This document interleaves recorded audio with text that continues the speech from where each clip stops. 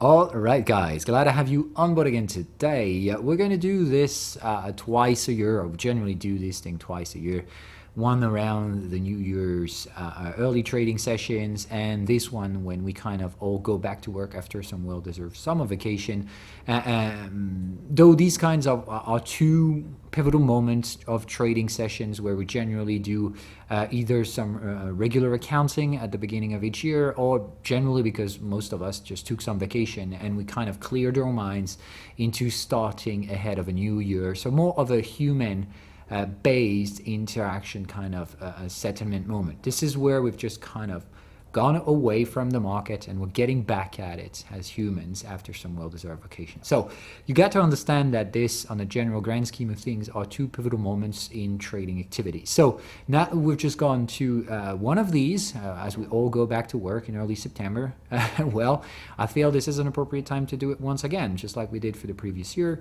We're going to scroll back, look at the distance to long-term charts, figuring out how the value is moving, what's the possible direction, where to trade, where to validate, and so on. So, of course, these long-term charts are value-related, not so much of volatility and short-term trend, flow trading, stupid stuff. So this is where we, of course, have to require some smart moves, modeling, try to figure out, but of course, still using the same old value framework, which is the one that I've been using for years. So I'll use my indicators, just like I've said.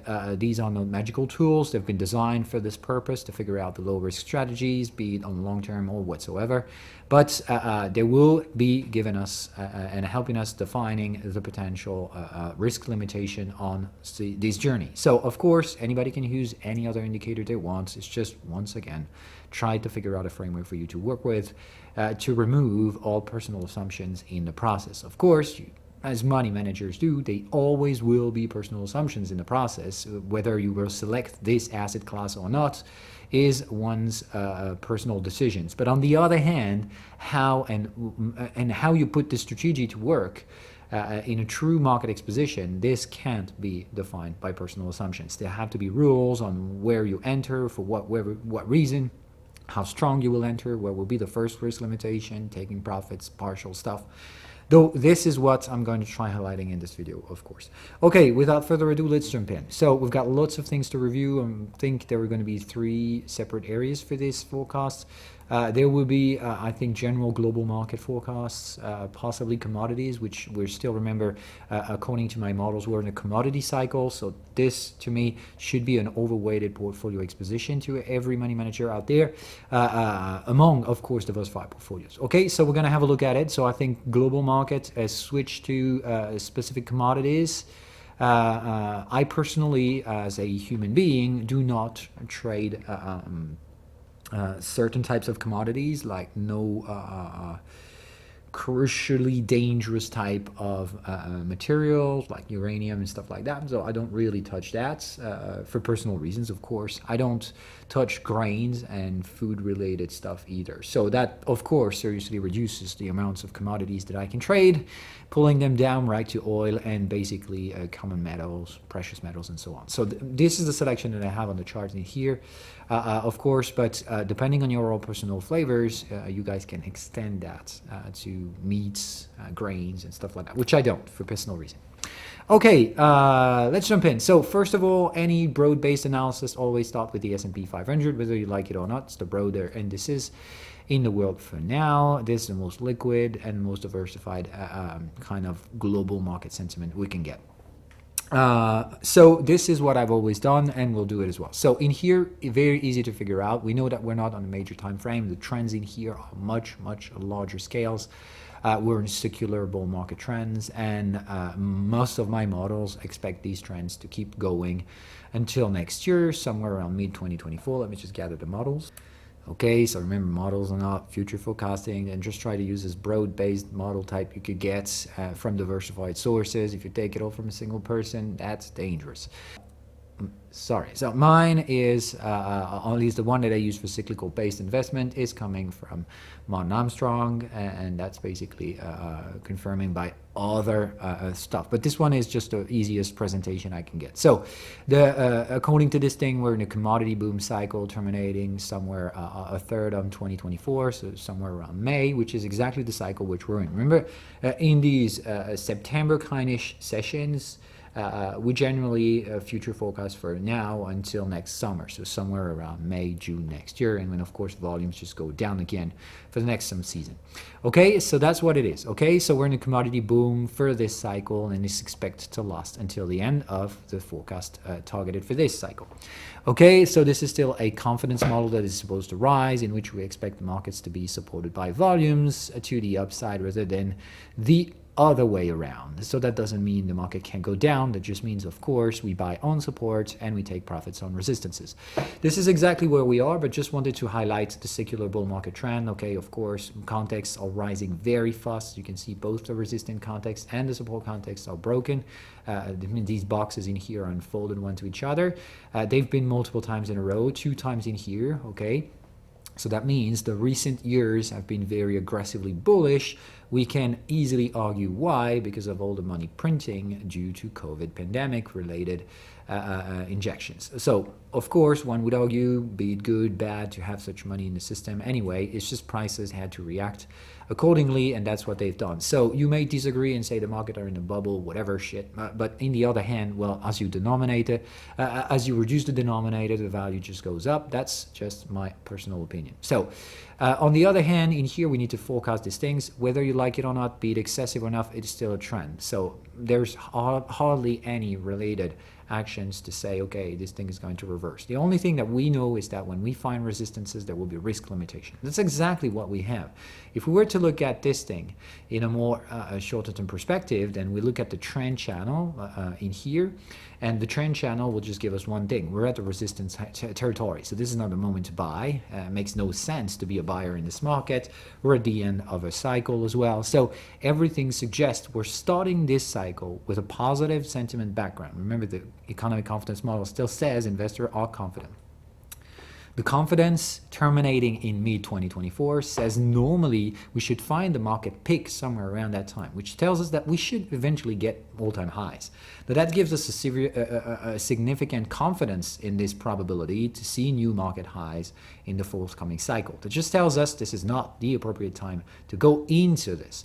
The most appropriate time was, of course, buying at the end of 2022. And that's exactly what we've mentioned back then. That was the perfect timing on the previous cycle to just buy the fear. Everybody was just like, oh, we're going to die. We've printed so much money after the COVID. Everything is going to deflate and we're going to go back down to bust sessions. Well, of course, I've made the entirely opposite bets. And now, which we are, of course, I've been proven right on all these assumptions back then.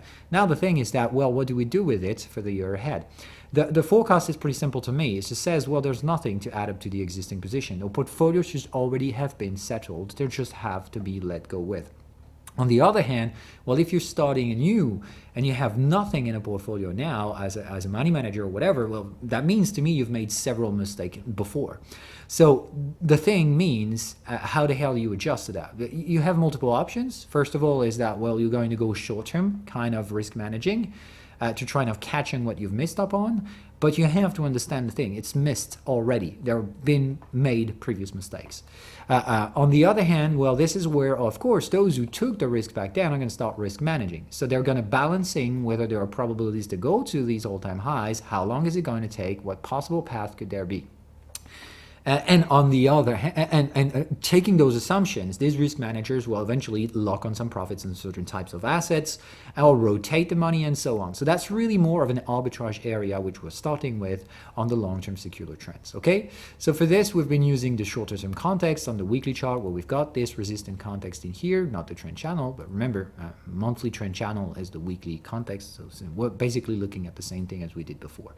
So we're in this resistant context, we're looking at the signals, and we do have very limited type of bearish signals. All we have in here is a range kind of breakout that just tells us we could find a range boundary in here, but there are very limited chances this could be reversal. When it comes to momentum, we have very, very weird types of cycle. The bear cycles have been broken in here, so the bulls have it in control. And on the other hand, the momentum says bear. So we have bearish momentum. That means we could have bearish biases in here. We're definitely on resistance territory, so it could definitely make sense to see the bears raging out there. But on the other hand, they've already lost quite significant battles, and we can see that by the fact that the cycles have been destroyed. So this bullish cycle in here could be overextended due to this lack of cyclicity on the shorter time frame. So I would say there are multiple things in here suggesting that if we do have pullbacks, there will be very limited ones. For the reasons being that we have some very critical supports that we are hardly going to be broken through. The 4,200, if we ever get to retrace down there, it's probably going to be paid. It's going to be supported by the trend channels somewhere around December. So if by the end of the year we were still in a consolidation phase, which personally I'd say I doubt it, there would be strong support in early next year to buy this trend channel. So that's one thing that I would say in terms of timing. On the other hand, well, we're still grinding our way higher. We've destroyed the bear cycle, and even though they're trying to fight against in this area in which there will be, and hear me well, very limited bullish supports. There will be very limited people willing to buy these very high level of valuations. This is where a second part of the forecast enters in. It means the S&P 500, and we've mentioned that multiple times in the weekly updates, is pretty poorly weighted. For this, we use the reference of RSP divided by SPX. RSP is basically the S&P 500 weighted with a 1 to 500 weighting for each asset composing it, instead of the SPX, which is market cap weighted. So in here, we have a look at the kind of market breadth, just how much big assets weight into the SPX versus a broad distribution. Though the lower in here means the lower the distribution, the lower the market breadth. So as you can see, we're in a supportive area in terms of market breadth in an upward bullish cycle. So on the other hand, in here we have ascending bottoms and ascending tops. So this thing can hardly be a trend. Remember, this is distributions. It kind of looks like an oscillator anyway. So in that perspective, well, all we can say is that we come out of an area. Remember, anytime you have a range, you're going to have to use the range type strategy. I would hardly use this data points because, well, don't know, just the data is partial. So I would rather like to use these points instead. But this is really like just taking away from some of the noise in weeks. And as you can see anyway, it's a similar kind of forecast in any direction. So what we have in here is using the range strategy. So we would be right into the down zone, which means, well, into this area, you really don't want to be making too much violent arbitrages. Remember, question is, did we do enough of a significant move? Sorry, okay.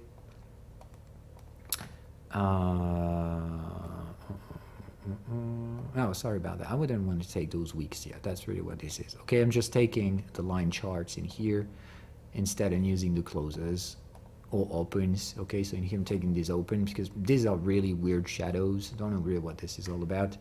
But the thing is, this is what it is, okay? So I could definitely don't take this one as well. That will make quite a lot of sense. Okay, so as you can see, figured out our way into resistance, figured out our way into support. That's what I would like to mention. So in this range, I think we found kind of in the mid of 2020, the maximum level of pain of concentration in the index.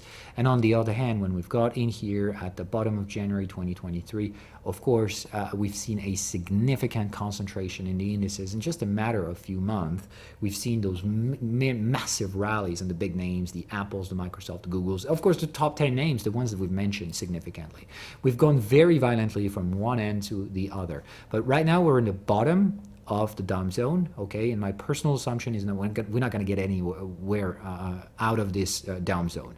We're certainly not going to go into a broadly distributed indices because we're in stagflation, so it definitely doesn't look that way. But we've gone through some significant concentration. So I think this is the amount of time in which we start to get some more broader distribution, but certainly not the whole indices going up. There's still full massive amounts of dead cat zombie companies out there who, if they ever rebounds, they're probably going to be for short sellers to enter again. So I think the distribution can be and very likely will be limited in the future, though my hunch is we're going to stay into these dump zones. So we're at the bottom. So I think in terms of distribution, there's one thing we can take of this is that, well, in my humble opinion, this is more profit taking in the big names that's going to be performed and the rotation to some more quality, lower cap good names. So that's really the way it is. Stock picking. You just don't go buying the shit names and stuff like that, the companies that are under huge piles of debt for decades and so on. But the companies that do still make profits and stuff like that, that do have history and don't have overvalued charts, these things can definitely rebound and take on the gains that are taken out from the big names. That's exactly what I've done personally. For this session ahead, I intend to profit take more in NVIDIA. Some profit takings have been made, but I think now we're really reaching, I mean, if we ever push NVIDIA to some 700, 900 area, I'm definitely going to profit take. These are the Fibonacci extensions of the previous waves, and remember, this is a wave 5 extended, this is a multi-time frame trend, so as usual, people fight against it because, well, this is excessive, this is too much, but the model clearly predicted that. I've always said NVIDIA is definitely going to be excessive, and I expect it to be. And I will never be surprised of it being such a thing. So that's really the way it goes. That's the reason why I took some very, very tiny profits in here, somewhere like 10%. And now we're entering the area which I locked another 10%. And now this is really the way it goes. I still have 80% in this position, and I'm going to let it ride. I expect, of course, some noise in here. It's not going to be a straight line up, but the thing is that this is the target value area in which, of course, full profit taking will be made. And remember, multi-time frame trends are trends. That means the value is moving along with it. It's not just row speculation. Of course, these multi-time frame trends tend to have harsh reversal. That means there's going to be a V-top reverse. There's no way you can catch the market top. So it's just really like, okay, whenever it enters in here, just take your profits. It can go to infinity, but don't be dumb enough to think of it.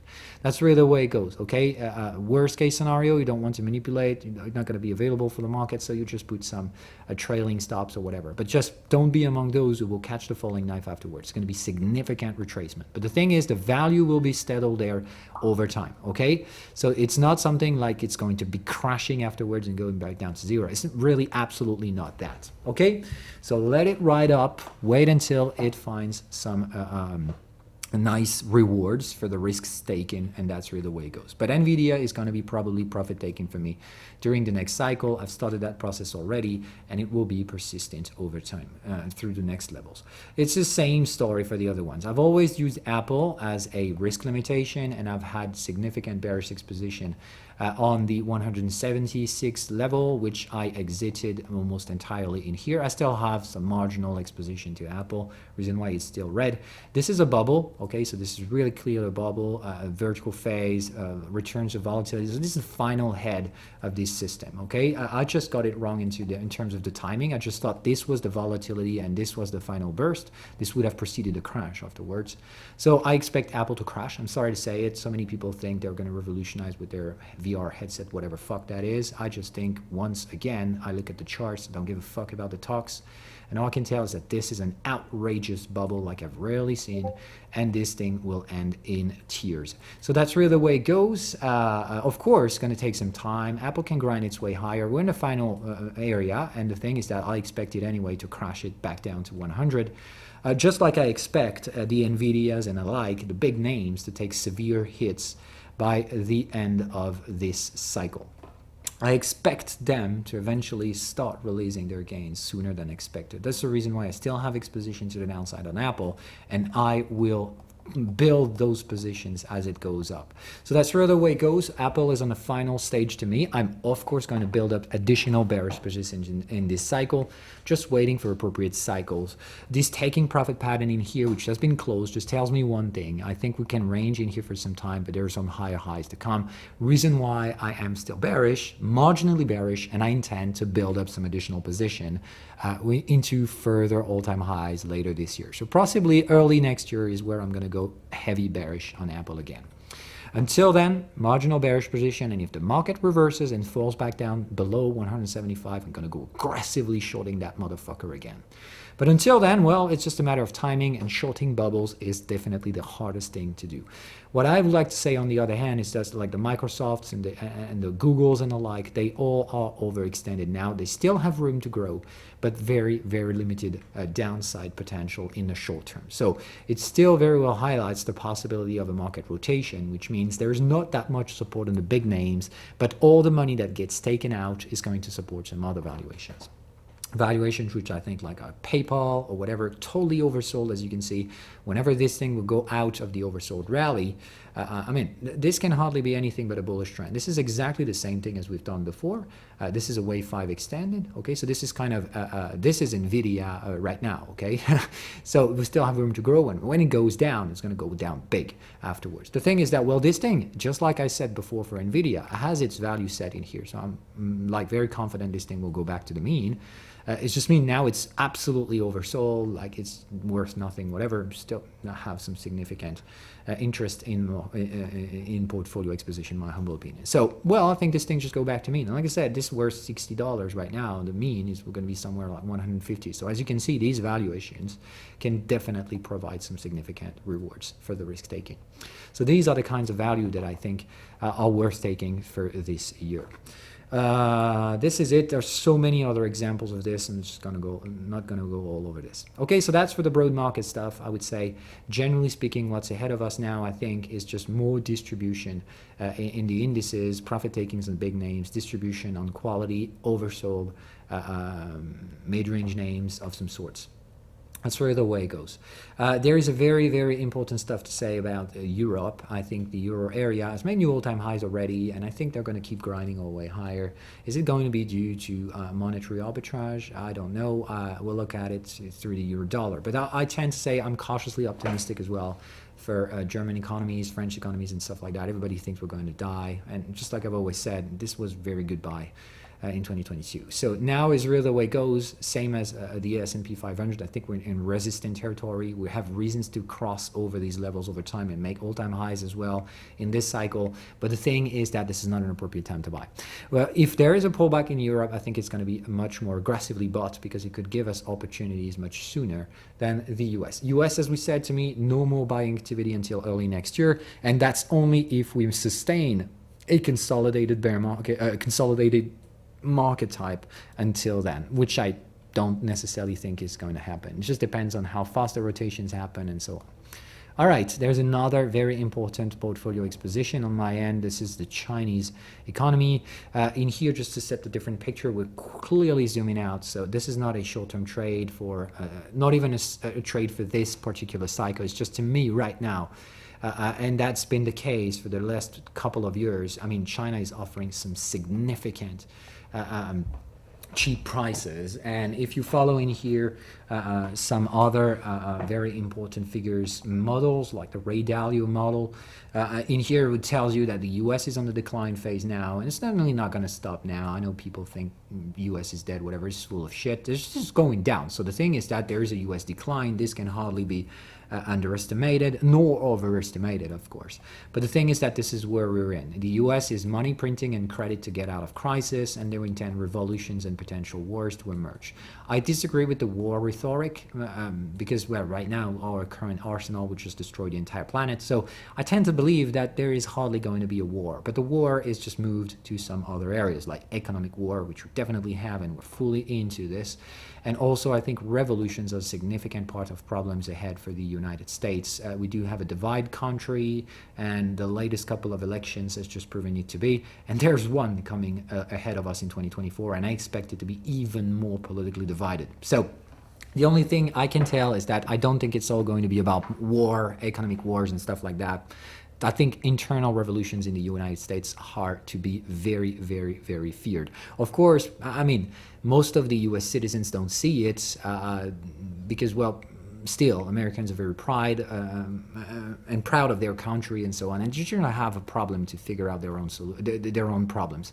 So, like I would say, I think they don't see necessarily this coming, but coming from another country, I'd like to say I think internal revolutions in the US are very likely, and just internal citizen conflict, not just political and economic wars. The other hand is that, well, the next things to come for the years ahead, it is not for the year to come, the debt and political restructuring. And I think we might see the beginning, the first stage of debt and political restructuring as, or at least the hinges of how, what mechanisms could be used by the next elected president. So depending on who's going to be in charge of the White House, they're going to significantly define whatever type of political and debt restructuring we should get for the years ahead. So very intrinsically important political year ahead for the US, because it's going to be defining to me which type of debt restructurings we will get down the line, more like in the 2024 to 2028 cycle.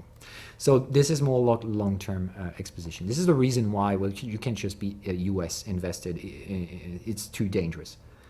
So of course, as we've mentioned, Europe could definitely be a good hedge to diversify portfolios, but on the other hand, China also is. And the thing is that China has been offering some massively underweighted prices. As you can look at it, this is definitely a big range. It's been lasting since the entire economic cycle in the US, where US has a definitely big debt cycle since 2028, since 2008. But the thing is that, well, in China, despite recent money printings and stuff like that, well, the overall level of valuation, and we're looking at it in Hong Kong dollars, as you can see, it hasn't moved at all. We actually have been standing into this range for very long, and we haven't even touched the bottom. And so, personally, I've loaded like shit in China last year, and I intend to keep supporting this year, as we have early support right at the beginning of this year by this trend channel. So personally, I have bullish momentum, favorable all over the place. We've gone excessively bearish in China, and I think any other way in the future, if we look 5-10 years ahead, China is just gaining ground over the US, and something that can't even be thought to be reversed to me. So that's really the way it goes, just play by the cycle. So I would tend to say we've got very cheap prices, but this is not a trade to make for next year. This is more like a trade to make for the next decade. But being in the bottom area of that range, well, I tend to say minimum for the next cycle is to go back into the down zone. This is at least the bare minimum to me. Over the next years, of course, we're going to get into the next areas, because that's the thing. I mean, just the same old cycles. Just this one plays on larger time scales, but just like the US is deteriorating and is on the downside of the cycle, while China is on the upside. So what's next to expect after the prosperity area is that I expect, we've had the first prosperity area. That's basically what's led to building hell a lot of infrastructure and stuff like that. The Evergrande stuff and all the first debt bubble, but there will be many others. I mean, China are going to definitely go into absolute massive bubbles in the future. So I hardly imagine their stock market to look like a big range like that. So yeah, I think this range is going to be broken. How long is it going to take? I don't know, but I'm very patient on that front. There's something to look around. For more general broad market uses, of course, there is huge market fear regarding the 10-year yields pricing now, whether we're going to break to new highs and so on. Is it going to cause a market crash? It's just, to me, evidence is I don't think we're going to break this. We've had a breakout in here in the cycle, but as you can see, it's triggered exit pattern. We've got absolutely blocking stuff on top of our head with these range, with these targets of breaks. So my humble opinion is, well, I hardly think the 10 years are going to go much, much higher, but there's still significant tractions and problem. This thing tells me that we're hardly going to find a reversal here, but we're hardly going to go way, way above these levels.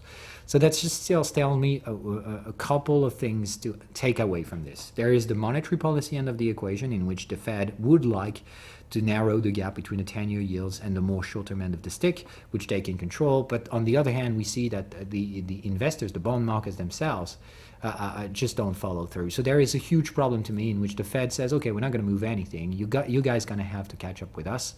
Well, on the other hand, there are signals to say if it happens, it's certainly not going to be any time this year or even next year, I guess. So in my humble opinion, there's a big problem in which the Fed says we're not going to move. You're going to have to catch up with us. But if you do, you're going to crash the stock market. So on the other hand, they don't want to crash the stock market, so they're trying to dance in the fire. And to me, it's very, very dangerous positions they're in. So I would like not to see any rate cuts next year. I would like to see the Fed keep on doing the same mistakes of just, yeah, they've over-tightened, we know that. The thing is that, of course, as they've over-tightened, they're going to keep the same rhetoric of, no, we're not going to go down. So this is going to cause some problems, particularly for highly indebted companies. So my hunch is, of course, the debt zombie companies will die. That's why you definitely don't want to invest in any of these. But the quality companies that still provide revenue, not necessarily tremendous growth, just stagflation doesn't provide too many growth. So this is really the way it goes. The companies that do provide growth, they're going to go to the moon. The companies that just average their growth, well, they're oversold now. They're going to be bought back to averages. And I think these are the best bets to make in portfolios now. Okay, so on these kinds of contexts, stagflation and so on, I expect at least another couple of years until these two can match together. Because for now, it feels like we're blocked in terms of 10-year yields. There could be consolidation, it's not going to go way far away. As you can see, we've got trend channel support, which will support, I think, all year long. That's where the way goes. What matters to me then is the arbitrage between long-term end of yield curves and short-term ends of yield curves. What I do is looking at this. I look at a kind of a yield curve ratio on 2 years, 10 years spread across a 30 years. That's the longer end of the yield curve, and that's pretty much the short-term end of the yield curve. This one is more like the one that the Fed can control, 3 months to 2 years against the 10 years. So when we look at it from the distance, of course, let me just remove indicators, not necessarily in here, just for the sake of simplicity. So you easily can see where we are in the dead cycle. We definitely have been through over tightening. That's definitely, I never expected this to be that fast. I thought we would be ranging in the middle area first, but we did not. So the Fed decided to go preemptively, very aggressively to extreme level. They've over tightened already. So the next cycle is to go back to the mean, just like we did back then, kind of consolidate, and then there will be a second policy mistake which would lead to a crisis, and of course then we go full force to the opposite direction, which is same old story of accommodation. So just like I said, this is the path onward for the next year. Just how fast this plays out is impossible to say. All we can say is that this is how far we are in the cycle. We've gone through this. Next to come is still consolidation. So I expect the Fed to release the pressure. Just how much is for the market to decide. So I would say the short-term end of the yield curve is easier to predict. It's not going to be any more aggressive. So don't expect more aggressiveness from the Fed. I know so many people still think the Fed is going to rate hike again because of fear of inflation, whatever shit. They just can't do anything. So let's face the reality. They've already made mistakes. So the thing is that now they hardly can restore. Otherwise, they will create a crisis and they will have to go extremely accommodative again. So that's where the way goes. I think they have no other way now to let the market behave on its own. On the other hand, if we look at the long end of the yield curve, this is where the Fed has absolutely no control. They would like to, but they definitely can't. Though on this front, we can see that this absolutely shows no signs of reversal. As you can see, these long market cycles take their end. So we're at the end of a cycle. We're nearing the end rather than the beginning. But the thing is that it can still take significant amount of time to get through this. So those who call for the end and immediate deflation and stuff like that, yeah, there is always a risk for this. But I don't see that happening for now. Just like I said, yes, we're nearing the end of a cycle. We've gone overbought, we've gone overextended, but these are generally the signs of continuation. So I think there are still some higher highs to be made out there. There's still a sign in here that the yield curve will remain inverted and for longer. That's the sign of stagflation to me. And that's also, once again, saying as long as I don't get proven wrong, meaning that this thing doesn't collapse on its own, there is still very significant chances for the economy to still perform. That means, of course, some shitty companies will die, but they had to die anyway. The high interest rates would probably just precipitate their fall. On the other hand, well, the Fed just can't move. The short-term end of the yield curve, they've done too much, they just can't do any more. But it also says, I think the longer end of the yield curve just says that the bond market traders don't necessarily predict a collapse. They don't trade it like that. They're fine with the inverted yield curve, actually. So that's really the way it goes. It is probably going to last for another few sets of years, but this is still supportive to the thesis that we've highlighted in the beginning of that video. I still think the next cycle, the one leading us to next summer, is still going to be supportive for the markets, because the bond markets don't necessarily say, no, big no, you're going to crash.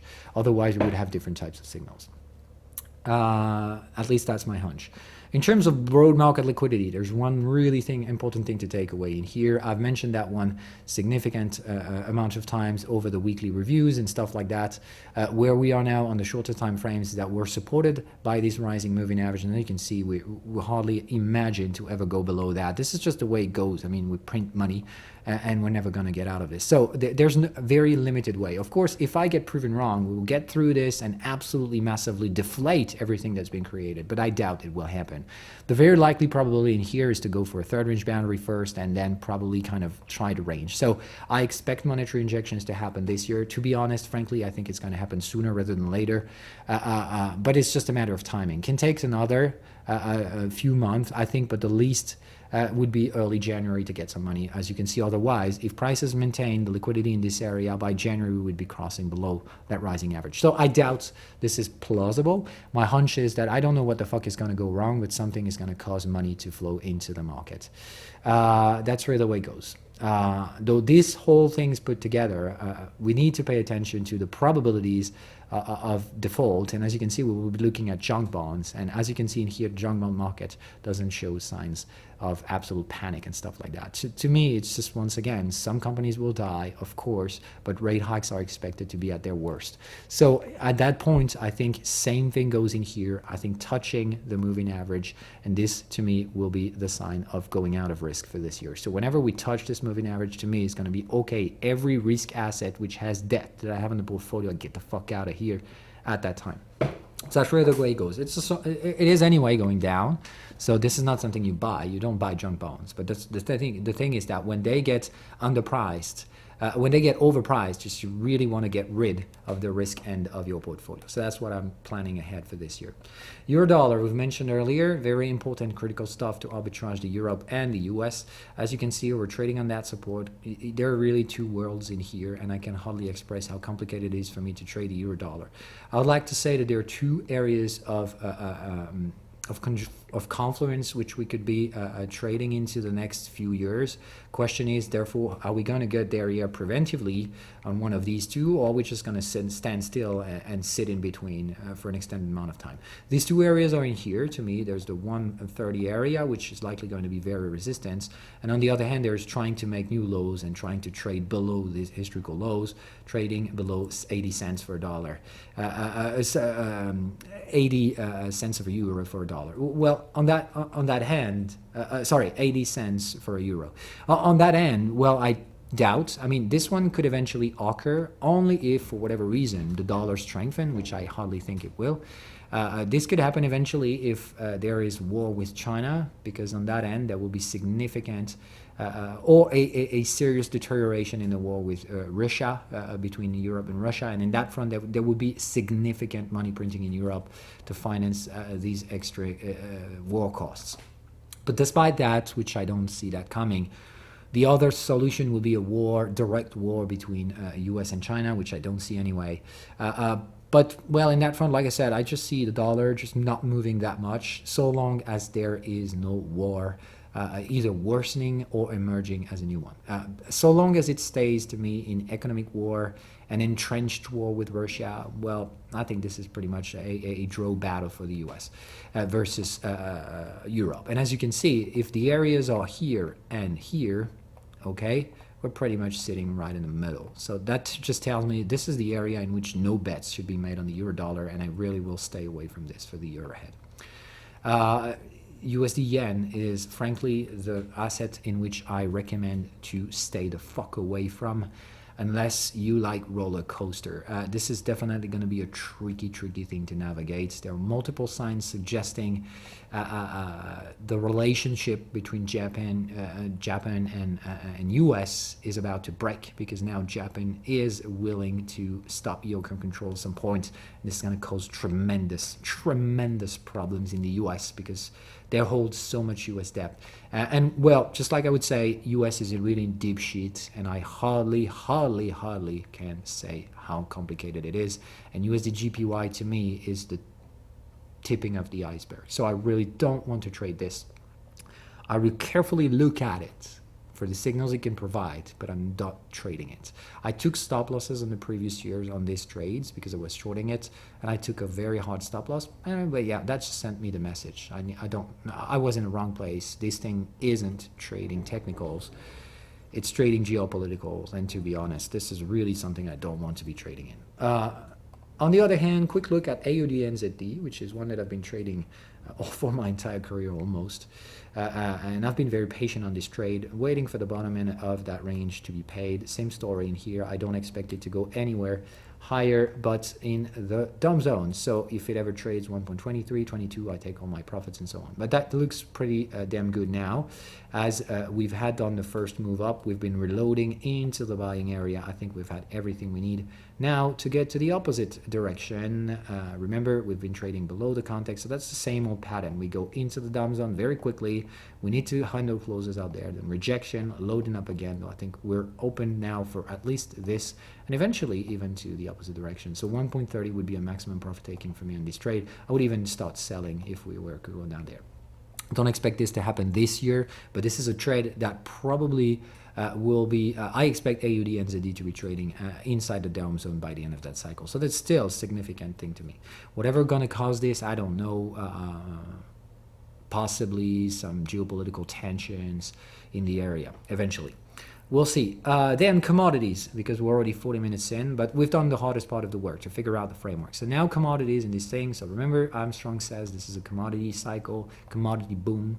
On this front, throughout the summer, we've seen oil performing significantly well, breaking through significant resistance. Just like I've always said, this was absolute massive area for me to load on positions, and I started to profit take. So I'm starting to take my profits in here on the beginning of this year for very obvious reasons. We're reaching out in here at the weekly trend channel. So on these time scales in here, on these weekly contexts, we've rebounded out of rising averages. So this is really something that to me, well, over the years, it's just, I hardly would be bearish on oil. But the thing is that, well, in this area, this is where I profit take. So I just performed the necessary actions, locked on some gains, still have some positions open, and I expect this thing to go higher.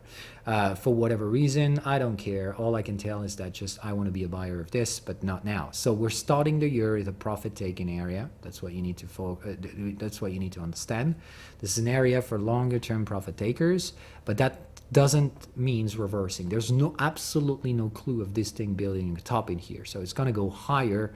The thing is, well, of course, if there is some drawdowns as well, I'll be really, really loading up again. So this to me is as simple as it is. If there are some sellers in here willing to sell this thing, I'm really willing to buy their shit.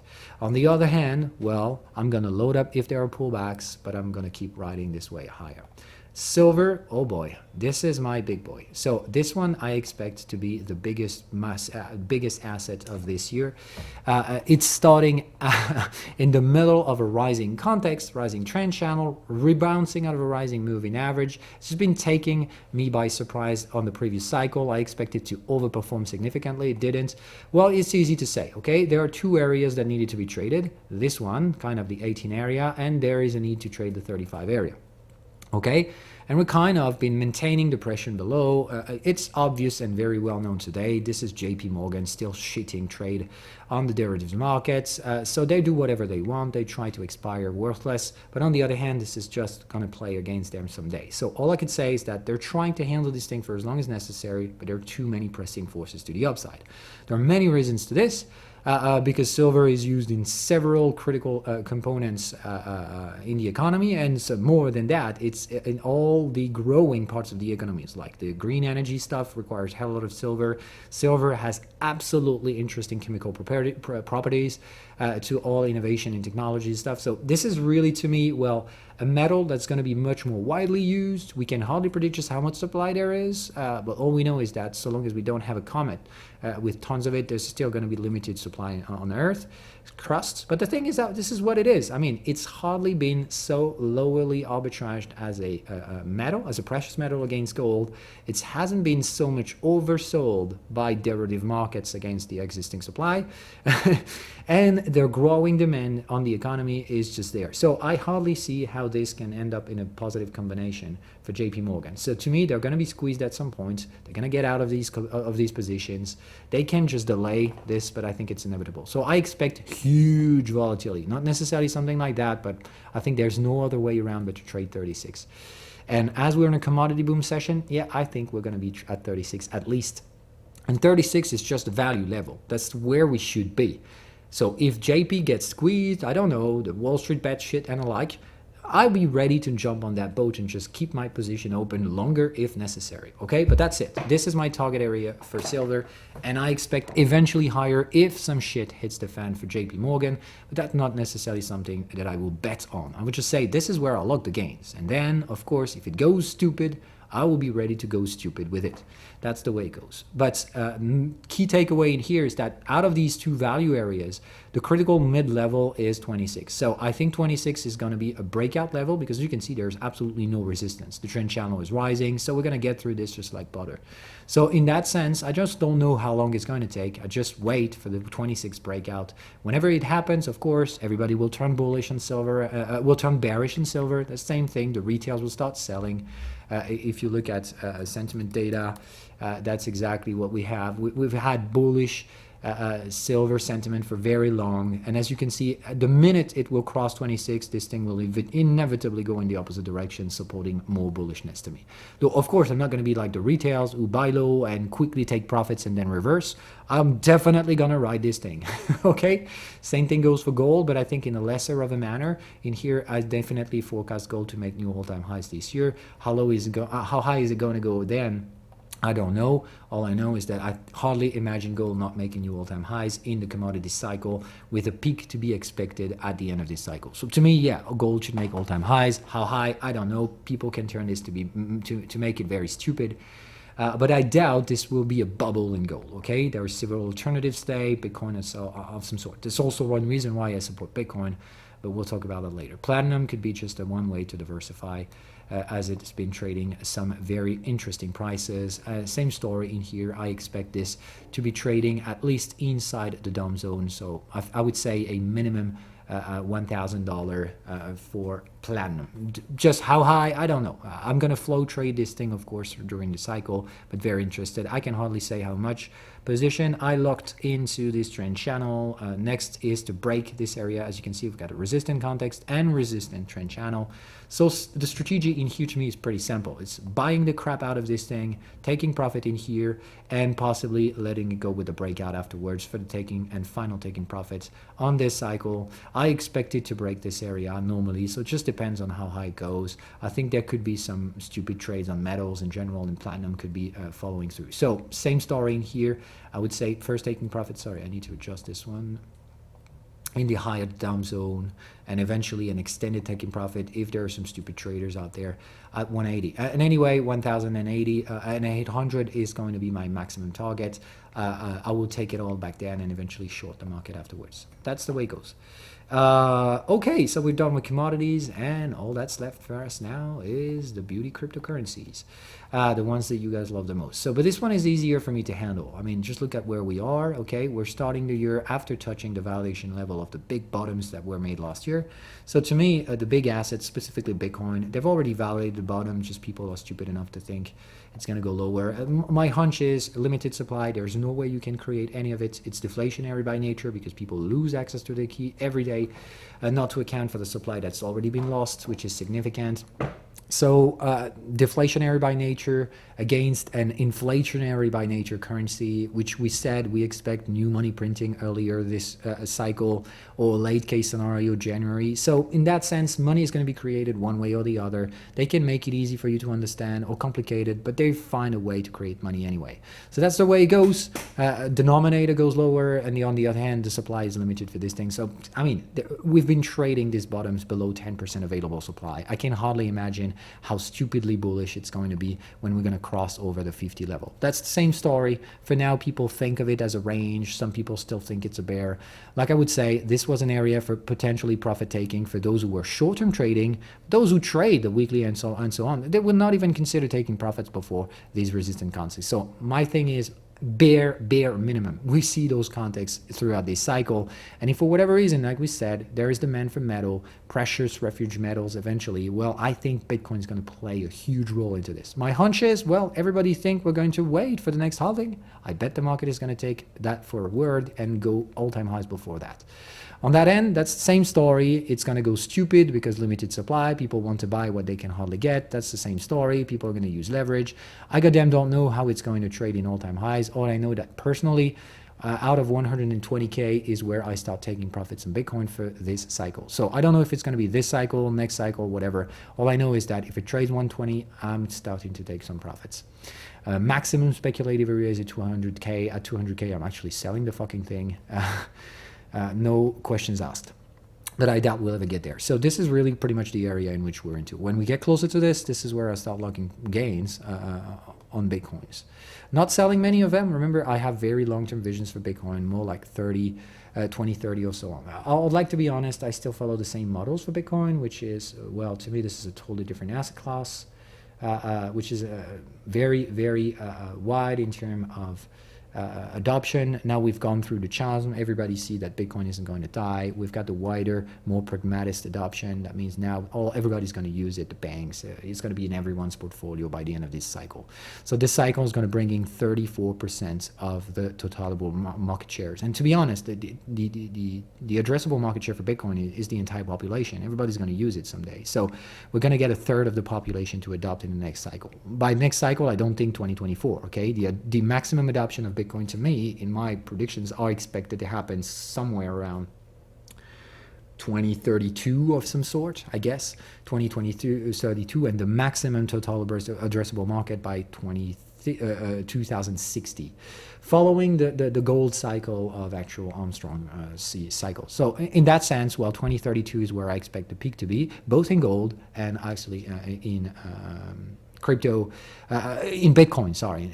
Bitcoin and crypto are two different things. The thing is that, well, the market trades the rate of growth. So I expect Bitcoin to find its potential maximum valuation, or at least the momentum of bullish trends in Bitcoin is going to severely slow down. And I even expect consolidation to happen at that stage.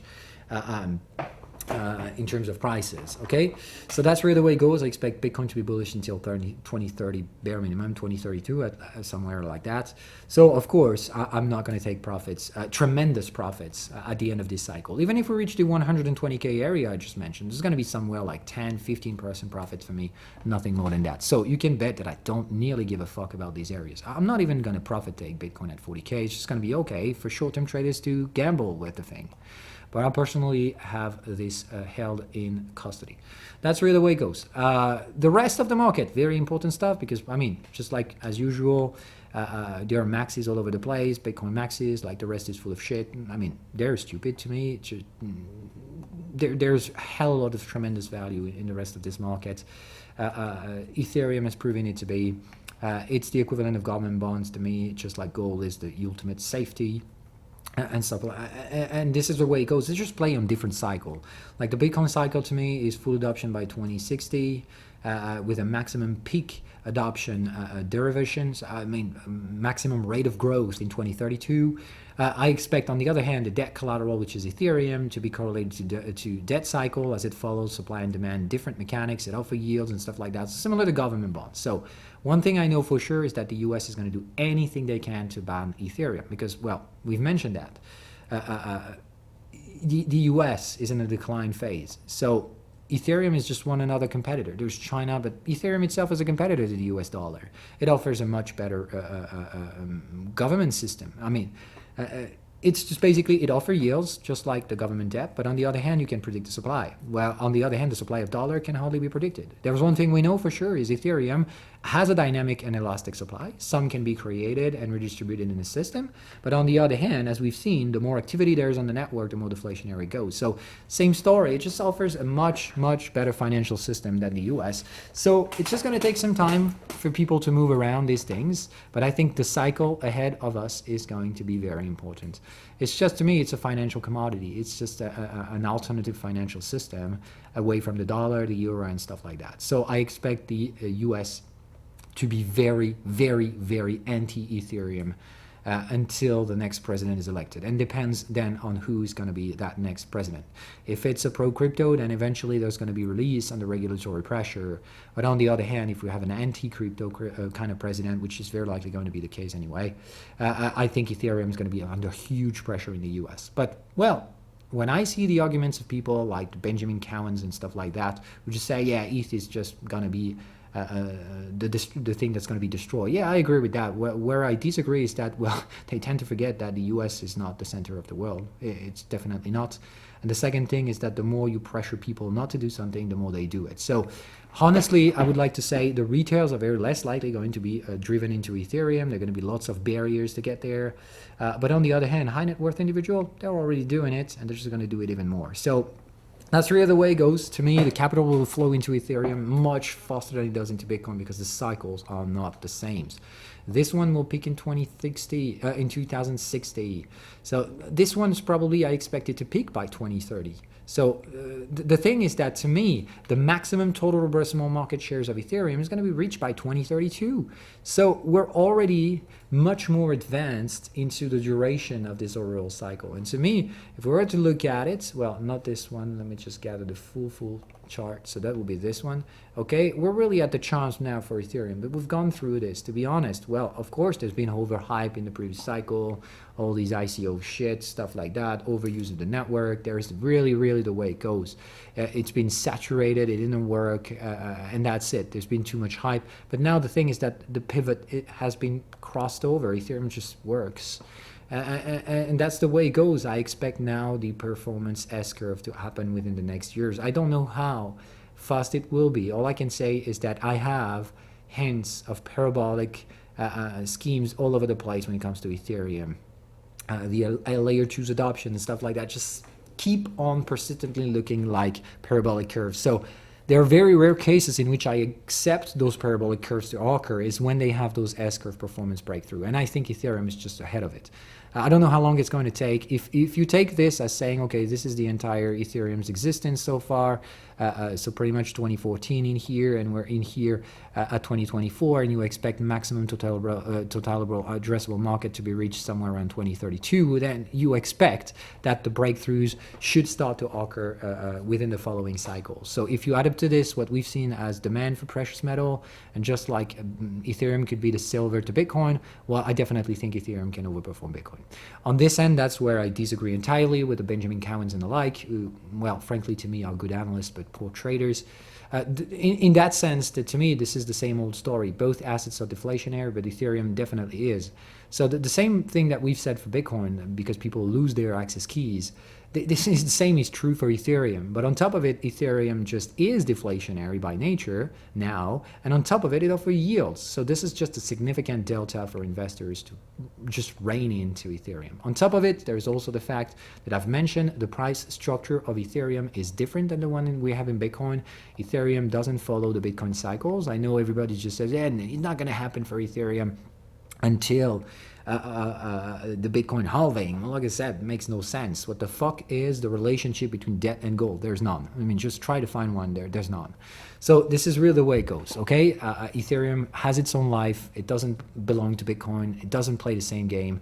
It's just how long is it going to take for this S-curve to trigger? Because all I can say is that the hype that we've had in 2018 has restarted again in 2021. The hype is still there. It's expected to keep rising slowly but steadily. But the thing is that the S-curve breakthrough are expected to come along the way.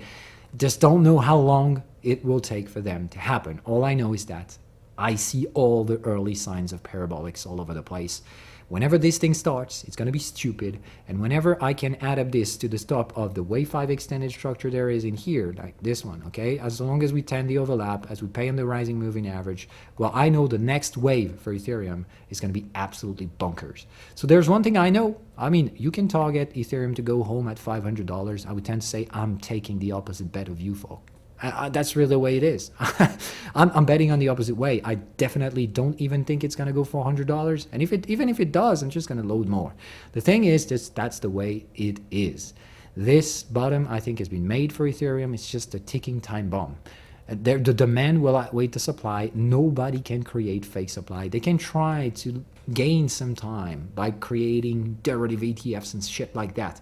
In the end, I know so much well about the high net worth individual, how they think, and stuff like that, how money manager allocate capital and stuff like that. I can definitely tell you these guys will never use Ethereum ETFs. They're going to be buying the shit itself, running validators either as service or themselves, and that's the way it goes. The smart money individuals, I know that they're piloting one thing more than anything else right now. It's Ethereum, far more than Bitcoin, and they're just launching validators. That's why we see the validator queues and stuff like that. So now that these guys have bought the supply, Do you really think they're going to get away with it and they're going to sell it at 3,000? No, they're going to keep it all the way up to 10,000 and more. So that's where the way goes to me. I mean, the smart money individuals, they're ahead of the curves, just like always. Yeah, some trade analyst will just say, well, we're going to have to go there first. Well, good luck with that. On my end, I disagree with this. I would like to say there is one cycle ahead, terminates mid-2024. I don't know if it's going to be the cycle. All I can say is that if the S-curve performance breakthrough starts, the demand will increase significantly, just not because of speculation and people just willing to be part of, but just because the network activity will severely increase and it will create massive burns. That means the people who use the network will have to buy some, and that's not just for row speculation and stuff like that. The supply is limited. That's the way the beast is expected to behave to me. Okay, so I think Ethereum is going to severely outperform Bitcoin, not because store of value or row speculation, just because the network is going to be parabolic in terms of use. And if that's the case, boy, I definitely say if you ever fight against an S-curve, good luck with that. So one thing I can tell, don't ever short Ethereum. If it starts to go higher, it's not going to be stoppable.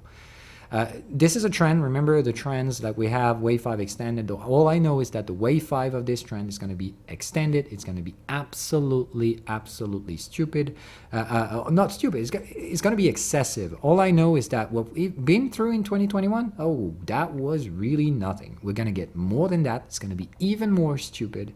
And all I can know is that it's going to V-shape reverse. So I have targets in here. I know I'm not going to be able to catch the top on Ethereum.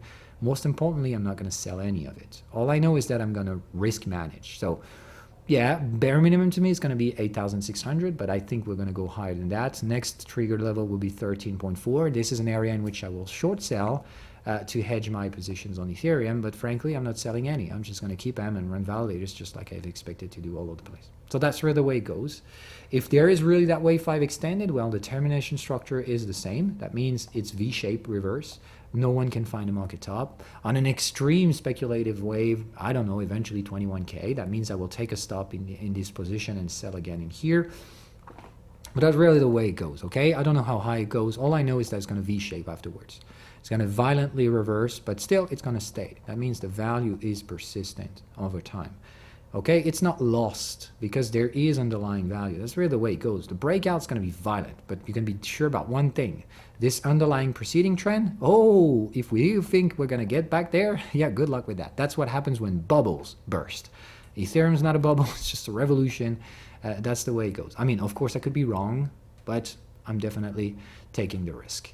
And then there's the rest. I mean, if you take Bitcoin and Ethereum off the table, then the question is, what do we do with the rest? Total 3. Are we done with it? Is it just Bitcoin and Ethereum? And the rest doesn't really belong? These Web3 theories and stuff like that were just fantasies, and actually we're done with it. We have an alternative computer-based financial system with its own monetary policy, and we stick with it. And on the other hand, we have a digital gold, and that's it. Or do we go further down the risk curve and actually try to create new use cases for cryptocurrencies as money multipliers, where we have hinges of this today? I mean, the altnet layer ones are definitely have definitely gone through their stupid speculative phase on the previous cycle, and they tend to be, of course, more speculative, but also faster in terms of adoption. As you can see, just like we stated, Bitcoin has happened much longer and has a much longer adoption cycle than Ethereum, which is much faster. But on the other hand, the layer ones have an even faster than Ethereum cycle. That's really the way it goes. The layer ones, they've all gone, or most of them have gone to the peak of hype. They're now in the question value of pivot area. They're getting through the CHOSP. And now the question is, there's no room for everyone. Though, to be honest, I don't think all the layer ones have market fit. Very limited market shares are available for them. They must never compete with Ethereum, never compete with Bitcoin, because these two have already won the battle. So this is really hard for me to say. There are way too many L1s that have gone up. They're all in the chance phase now. Very few of them will recover. All of them will probably recover because of hype. I mean, new bull cycle, people will buy the shit, whatever. But only very few ones will be able to break out with the S-curve. And those who will be able to, Once again, same show, same shit, same story. They're going to go very high. But frankly, like I said, on layer 1 type, I'm using this model of mine, which is, well, this was the first kind of branch in this thing. I'm hardly going to go over the model again. It goes in a symmetric way. So there's the first pair of assets. That was the average transaction value and TVL kind of market shares. This is where we have Bitcoin. This is where we have Ethereum. We've venture capitalisted on these ones on the previous cycle. This is basically maximum transactions per second. This is Solana. Daily active users, there are layer 2s. So this is basically the way it goes, okay? There are assets that have tried to maximize TPS and daily active users by compromising.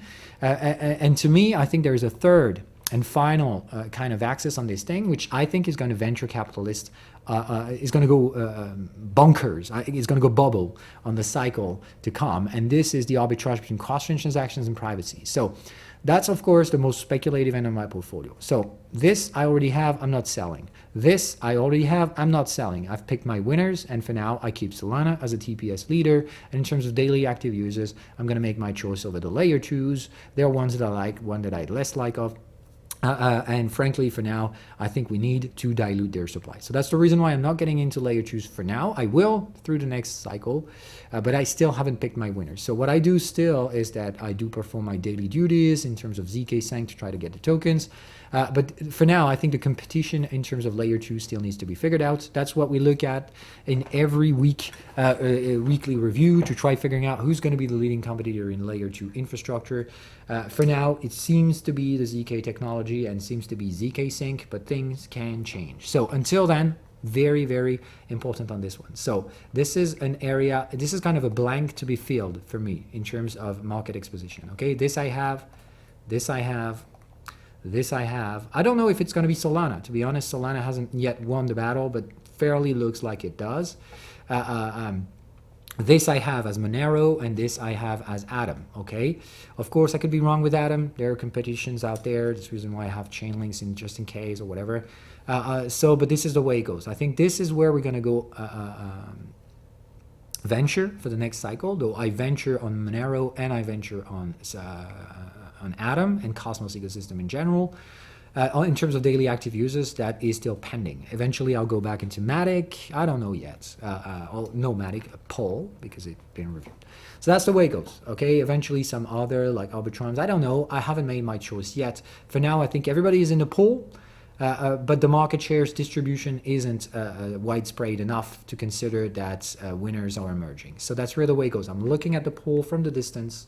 The token dilution is too big. There's way too much token dilution from these ARBs and OPs and the like, though I'm not getting into this now. Definitely not. Okay, so you know everything there is to know. I allocate accordingly. I know where I venture. So venture is definitely high risk. I know so many people just complain about Atom. He has 20% of his portfolio in this, and this thing has lost that much. Well, just to give you a perspective, when I bought Ethereum back then, I had, I think, an average price of $288. Okay, look at the lows; it was 85 or 87 or something. So I was more than 60% drawdown when compared to the lowest low that have been traded. Now, would you say that was a bad trade? No, no one would say that. That was the best fucking trade to make back then. So I think the same thing goes now with Atom. My average entry price is somewhere around 10, 11. So yeah, guess what? It's gone down to 5. Same shit to me. I mean, it can even go 4. I don't give a fuck. I just know that this thing is either going to 0, means my thesis is entirely wrong, or this thing goes 100. And well, just like Ethereum to me, it's just same shit, just different time scales, different maturities and stuff like that. If I am right with the cross-chain thesis, then Atom is going to find its way into this. And that's the way it goes. Yes, I expect it to go exactly stupid and bonkers, just like Ethereum did back then. So I expect a bubble to create out of Cosmos and Atom. I expect it to go stupid and dangerous and all of this. And if it does, then that's going to be the sign to me that it's legitimate for further cycles. And if it doesn't, well, that means this is just fantasy. Though, like we stated earlier, the stage we're in terms of market maturity, is that I have diversified crypto portfolio exposition, and it very well summed up through this model. I have 2 assets that I think have already reached out market share distribution in a poor low by concentrating significant enough market shares to not being disturbed. They're very well established as winners, and they're very close to no chances to be disrupted. These are the Bitcoin and Ethereums. They're all positions that needs to be solidified. That means, well, I expect Solana to make its technical breakthroughs, not necessarily in the year ahead, but in the years ahead, compared to its own evolution cycle. These ones move faster than these ones, okay? That's the way it goes. I expect layer 2s to grow very significantly as well, to compensate and kind of arbitrage against Solana. But on the other hand, I think this is where we're going to venture, because so many people now tend to forget that interoperability is going to be an absolutely critical problem in the trilemma that there is.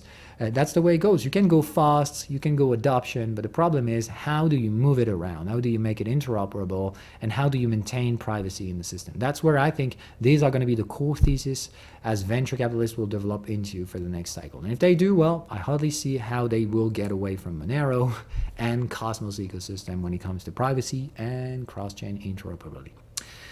Okay, that's it. This is a 1 hour and 10-minute video. It's pretty damn large, but I hardly could make it any shorter than that. So that's the way it goes. I hope you guys enjoyed it. That's what I do every couple of times in a year. Next one to come is by the beginning of 2024, when we'll do a review. Same old story. I can't get 100% success rate on the trades. All I can tell is that so long as you make logical, rational decisions when it comes to investments, so long as you're patient enough, you can hardly buy at the low and sell at the high. But as long as you can gather where the value is hit, where it's moving, and what are the probabilities, well, generally that's how people make money. I know some of you are just passionate about short-term volatility because you just want to make winning streaks and stuff like that. Yeah, this is just another type of trading. Value investing is where most of the prominent investors in this world have made money. So that's what I do here. That's what I try to explain.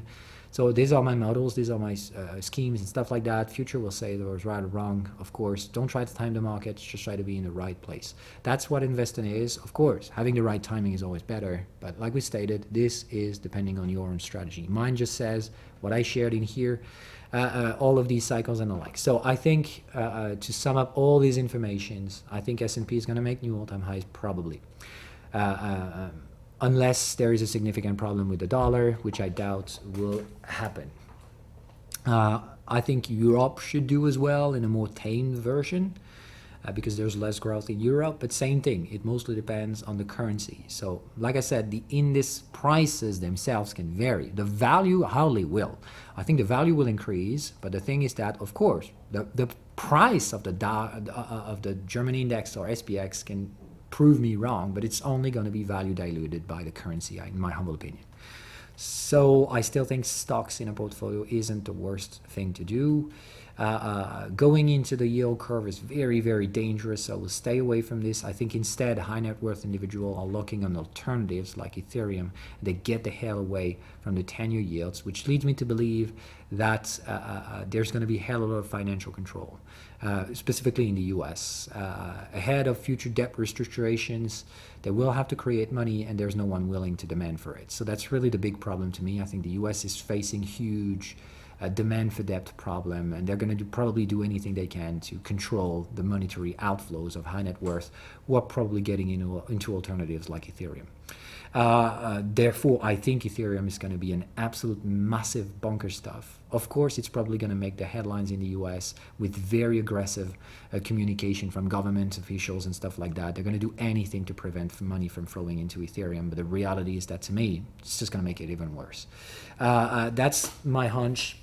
My other hunch is that China has been undervalued significantly for years, and they are the rising force in this battle. So I think any missed shot from the US, any mistake made from the US is going to immediately profit from Chinese companies.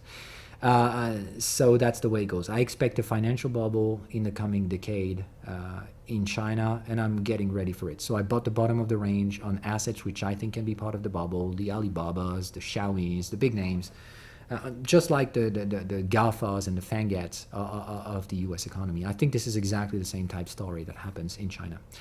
For retailers, because the force of China is the retailing economy. So yeah, I think definitely the Alibabas and the like are the way to go for. I could be wrong, but this is the investment I make for a decade old. So I stand still with my investment in China. I don't expect them to explode this year, but I expect them to explode in the coming years. That's it. I stay away from junk bonds, but they will give me the appropriate timing to lock on the profits for riskier assets this year. Euro dollar, I stay pretty much flat on this, still slightly bullish, but very much all of my positions have been exited. USD yen, definitely I'm not going to touch this beast. USD you know what, USD WTI, I'm still high. First profit taken has been made. Silver, I'm crazy bullish more than ever. This thing is just a ticking time bomb. Gold, I think all-time high, so definitely a safe bet. But don't bet on the safe risk assets portion of gold. It's more to me that there's going to be demand due to monetary printing, but I don't expect it to create a crazy bubble of stuff like that. Okay? Remember, money printing is expected to happen, but not in a new all-time high fashion. So I think just retracement. They're going to be money created, but don't go, the printers go bruise, meme stuff, whatever. Okay, it's not going to be out of the outrageous amounts of money to be created.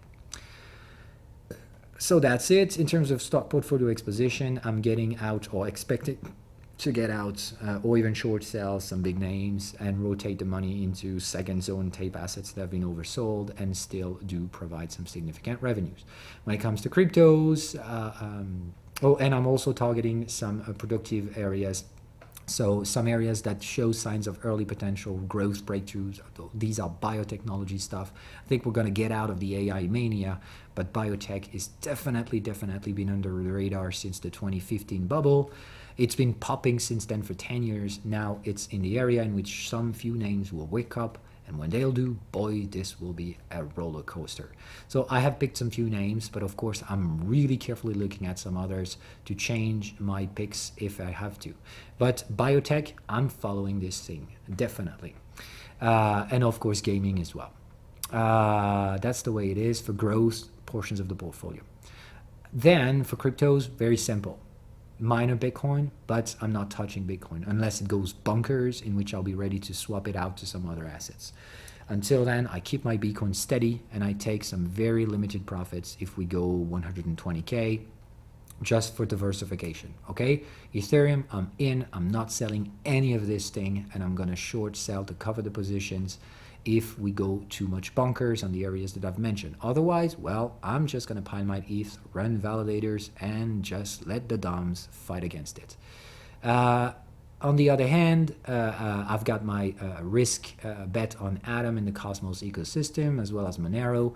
I think I will keep my Solanas, but I don't necessarily expect them to make all-time highs in the coming year or years.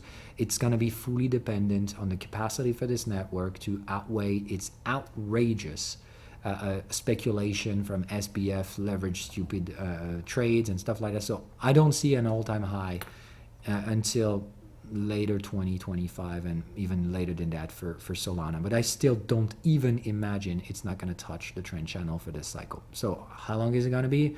I would say $30 billion cap for Solana is where I'll start locking some due gains. It's just going to take some gains, okay, and I'm going to definitely support if during the next years if it confirms its status of being the leader in its different market shares. I'm also going to enter some layer 2, like I said, and allocate money from layer 2, possibly taking some of my ETH for that layer 2 eventually, taking on from my Ethereum staking revenues, pulling them into layer 2s. That's what I expect to do. And of course, I've had Chainlink as an alternative option for cross-chain interoperability if for whatever reason the Cosmos ecosystem never takes off. Chainlink, on the other hand, well, I have good confidence with it. The market has a structure. I can definitely say that the minimum value for this is $9 billion. I'm not releasing any fucking thing until we get there. I have both investment position on Link and speculative margin position. My margins, bare minimum to get out of, is going to be this trend channel. As you can see, I hardly doubt this guy will reverse the context. We'll see all about that. But if it does reverse the context, I'm going to terminate the margin position somewhere around 10 billion. But really depending on the signals. It has to be very convincing bearish signals because, well, to me, this thing worth a bare minimum $10 billion and possibly trading all-time highs without a damn problem. That's where the way goes to me. Thanks for the attention, folks. I hope it was informative. Once again, this is what I do. I'm not here to tell you what you should do. All I'm doing in here is explaining all the decision-making process to give you the level of detail required for such investments. So that's the way it is. Inform yourself, do your own decisions, do your own research. Just try to have as much granularity as I have in here. This is really the bare minimum. And 1 hour, 10 minutes video is really, really short. I've skipped on many, much more details. And I can speak about that for 2 or 3 times the time spent in here. So once again, it requires very deep understanding, technical structures and stuff like that. Have a framework to define the areas of interventions. Try to figure out what you will need to do with your portfolios. Have your own minds and strategies. Try to diversify your models coming from different angles, different areas. If you take it all from a single person, that's dangerous. So that's where the way goes. I hope you've learned something useful. Bye. See you guys later.